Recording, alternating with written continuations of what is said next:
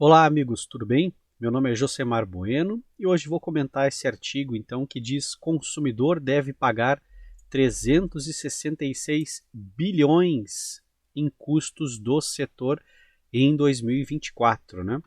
Então diz ali, ó, levantamento da Abrace mostra que subsídios, né, e ineficiências, que eu acho que é a pior parte, né, somarão quase 100 bilhões. Bom, então é isso que eu vou falar nesse vídeo, mas antes quero fazer dois rápidos convites para você. E o primeiro convite é para que conheça o nosso grupo de negócios. Ele funciona como um super network.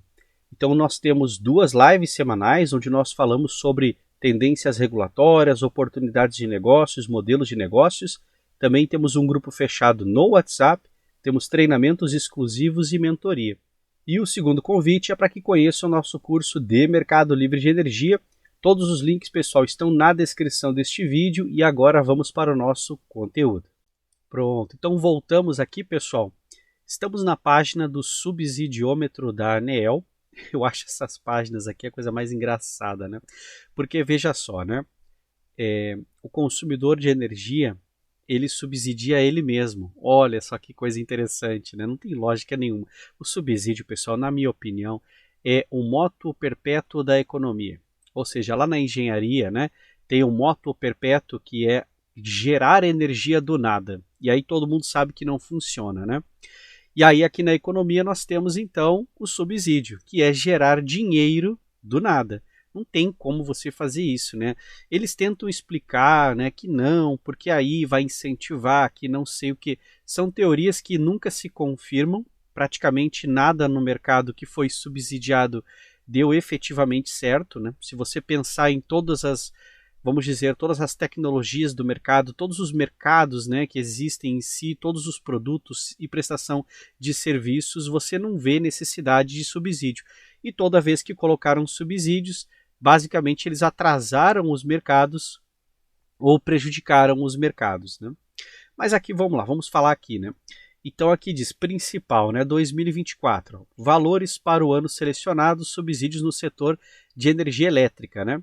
Então, 26 bilhões, né? 324 bilhões, 947 mil, 783 reais e 37 centavos até o dia 6 de setembro de 2024, né? O que são os subsídios, então, né? Bom, vamos olhar direitinho aqui. Pronto, então temos aqui, ó, fonte incentivada, esse é o maior de todos, né? O que é a fonte incentivada então, né? Quando você compra a energia elétrica que é proveniente de uma usina que se enquadra numa lei específica, e ela se enquadra basicamente porque é limpa e renovável, então como incentivo, essa usina recebe descontos na TUSD, que é a tarifa pelo uso do sistema de distribuição. E aí tem TUSD potência, TUSD energia, né? A TUS de potência é a demanda, é a potência demandada para a conexão. Seria a máxima potência injetável no sistema.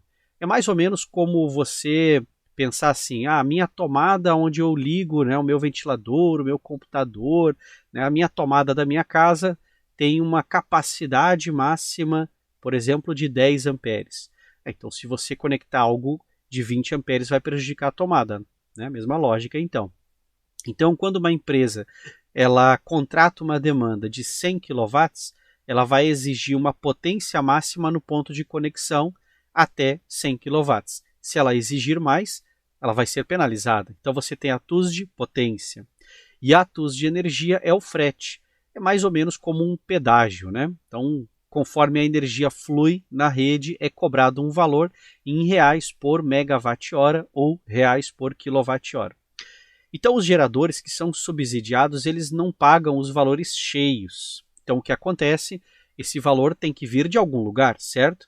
E como o governo não gera dinheiro nenhum, ele apenas tira dinheiro de um lado e coloca do outro, ele decide, então, tirar o dinheiro de todo mundo que paga energia lá no mercado cativo e subsidiar, que é uma palavra que tenta mascarar o que de fato está acontecendo, né?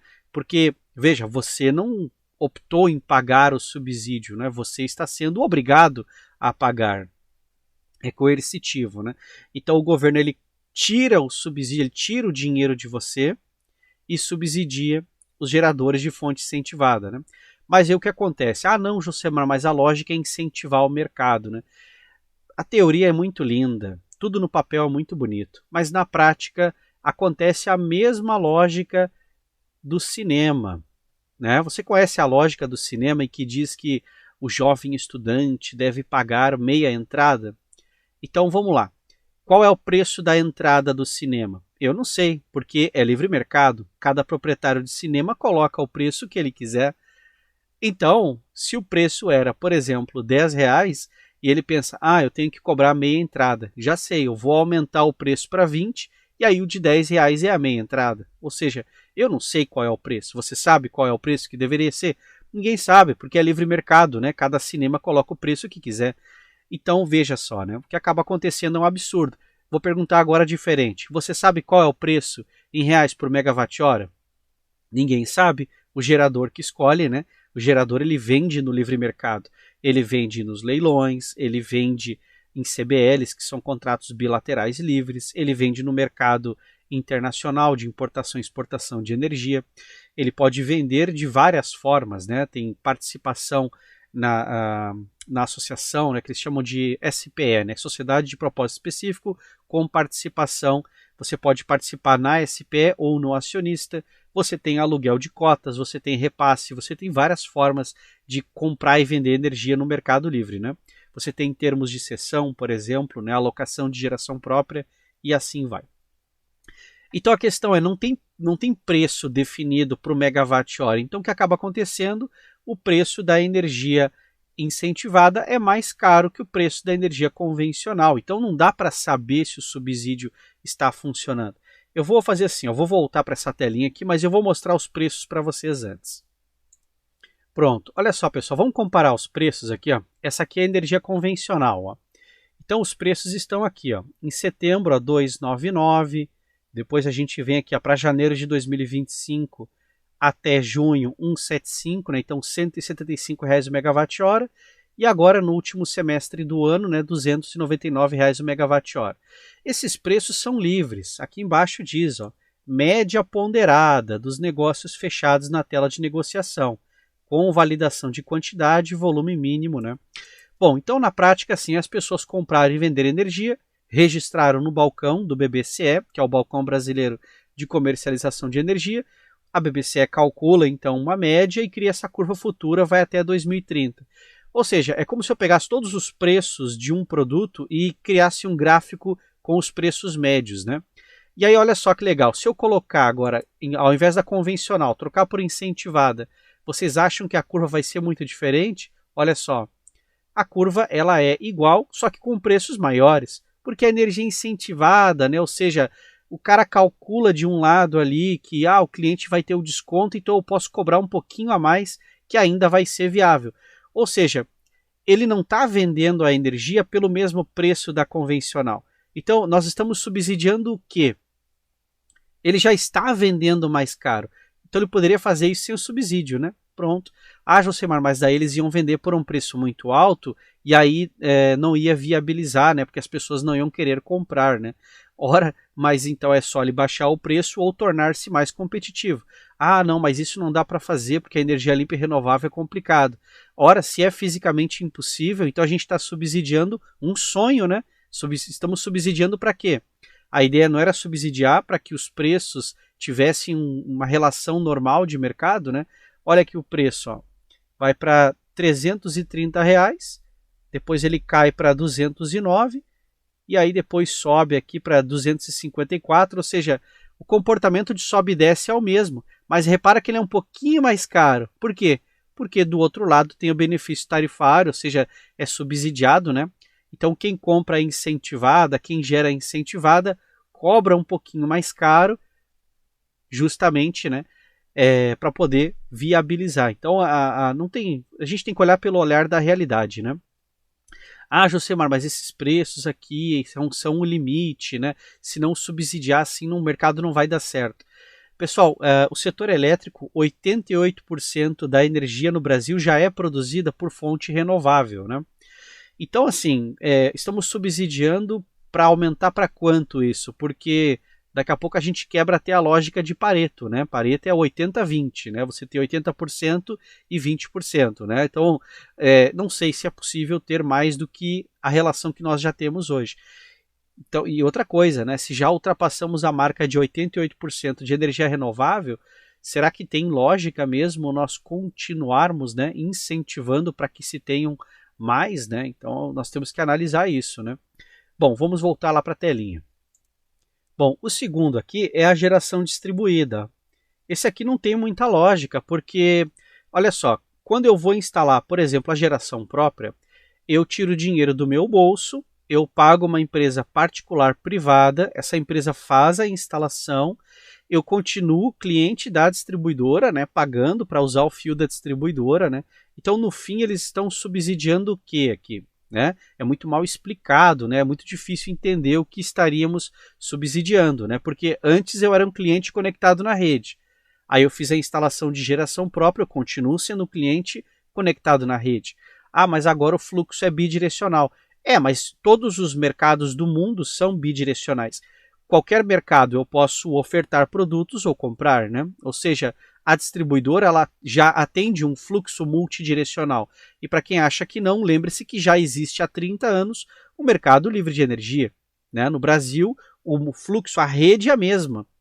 Se você tem um vizinho ali que está no mercado livre de energia, ele está usando a rede na forma multidirecional, porque se ele precisar gerar a própria energia e vender, ele pode. Ele vai fazer um procedimento com a distribuidora, né? Vai fazer algumas adequações na conexão, mas o fluxo é multidirecional. Né? Ele pode comprar e vender, por exemplo. Né? Então a rede ela já é para atender hoje esse fluxo. Né?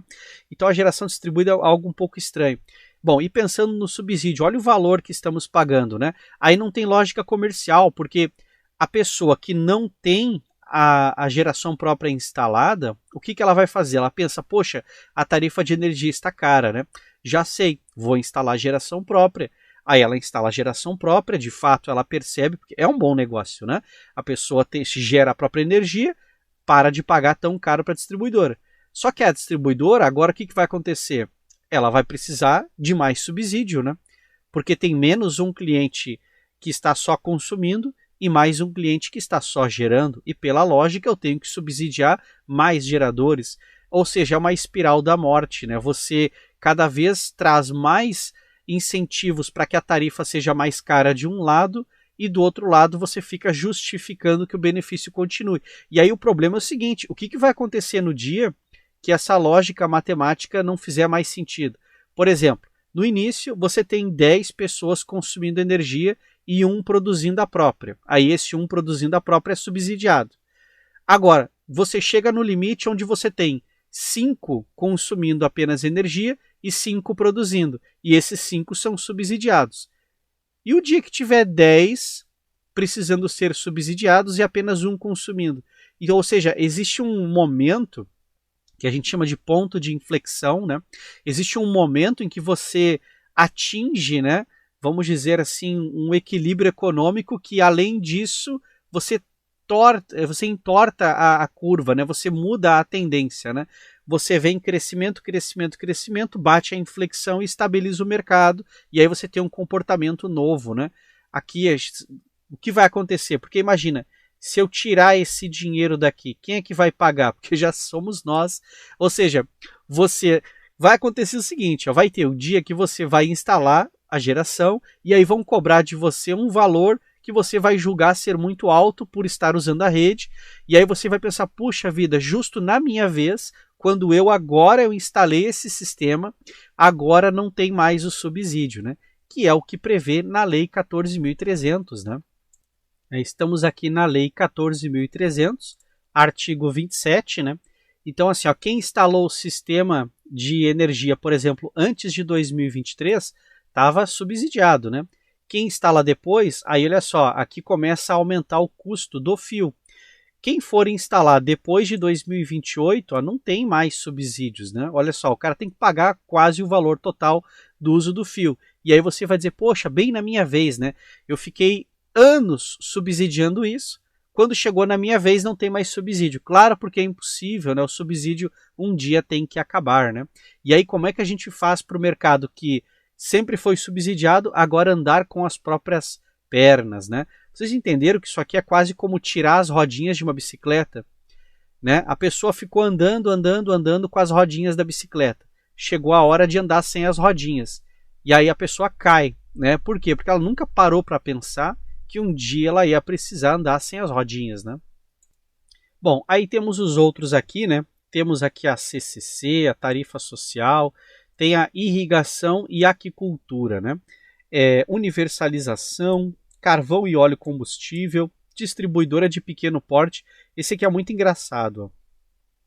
Por exemplo, uma distribuidora ela tem custos, né? Então nós estamos subsidiando as distribuidoras de pequeno porte, né? Só que na lógica de mercado, se o empreendimento não tem lógica financeira, não tem por que ele existir, né? Ou seja, o mercado tem que ter uma relação de causa e consequência, né? Por exemplo, você olha para a sua rua e pensa assim, poxa, aqui na minha rua, aqui no meu bairro, não tem nenhuma padaria próxima.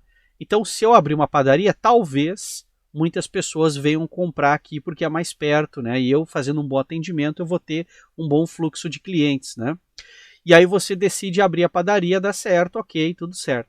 Agora, se você olha e pensa, poxa, só na minha rua tem 10 padarias, né? Será que vale a pena investir numa 11ª padaria? Será que eu não vou estar entrando numa concorrência ali que não vai fazer tanto sentido, né? Ou seja, você avalia o mercado e aí faz o investimento. E aí depois vem a realidade. Talvez você tente colocar uma padaria na sua rua que não tem nenhuma padaria próxima e ninguém compre pão ali. E aí você entende, por isso que ninguém investia em padarias, né? Porque ninguém compra em padaria nesse bairro, né? É por isso então.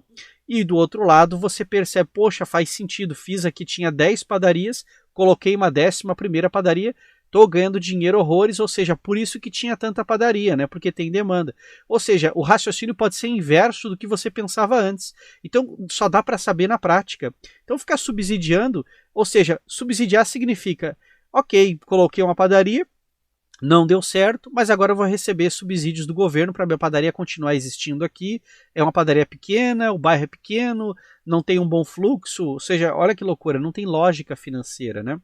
Bom, todos os subsídios aqui eu poderia contestá-los, né? Poderia falar alguma coisa, mas o que eu quero, assim, a minha crítica geral, na verdade, é quem é que paga o subsídio e quem é que usa o subsídio. Você já parou para pensar que não tem lógica?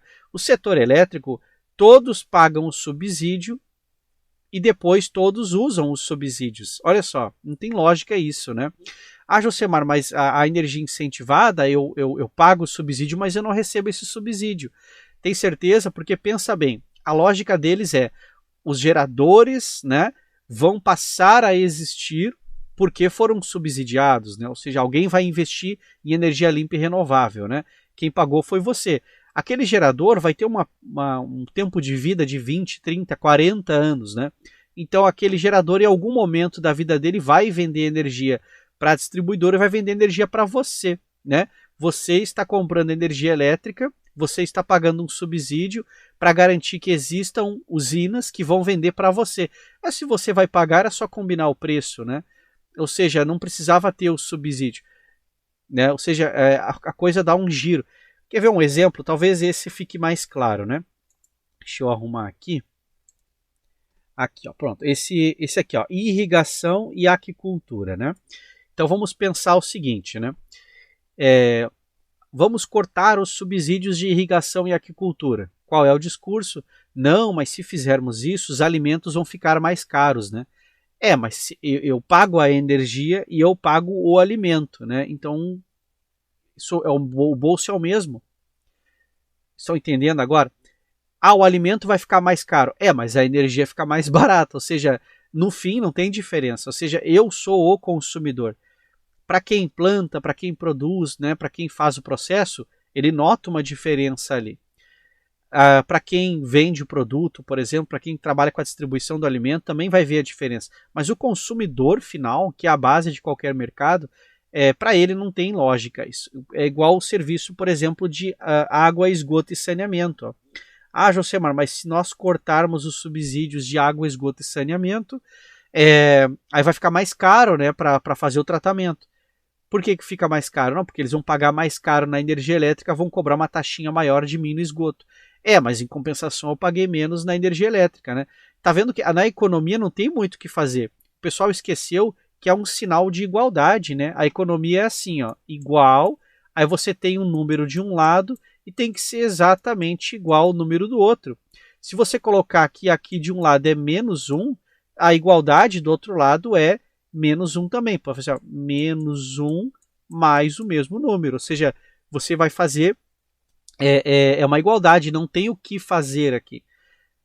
Né? Se você tirar dinheiro de um lado, você tem que colocar do outro. Se você colocar dinheiro de um lado, você tem que colocar do outro também. Ou seja, não tem muito o que fazer na economia. Você tem que deixar o livre mercado trabalhar. Né?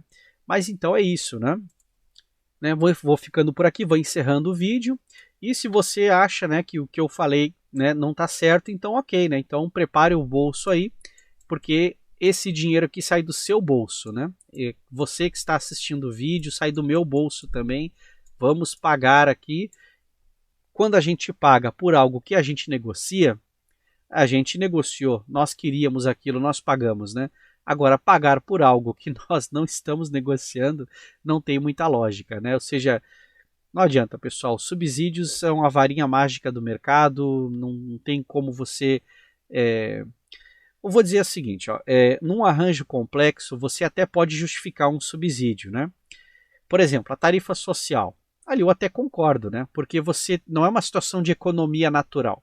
Você tem pessoas que têm uma real dificuldade. Então, tudo bem você ter uma tarifa social.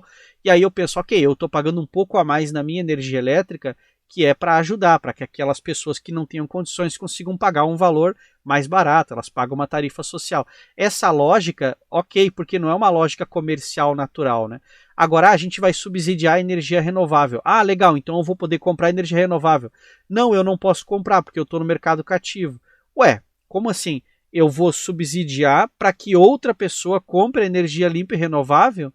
Então eu estou pagando mais caro para consumir energia convencional. Por que eu não posso, então, livremente pagar o preço que o mercado pedir e comprar a energia limpa e renovável, né? Então, bom, fica aí. Certo, pessoal? Então, encerrando aqui o vídeo, um grande abraço a todos e não esqueçam de conhecer o nosso grupo de negócios e nosso curso de Mercado Livre de Energia.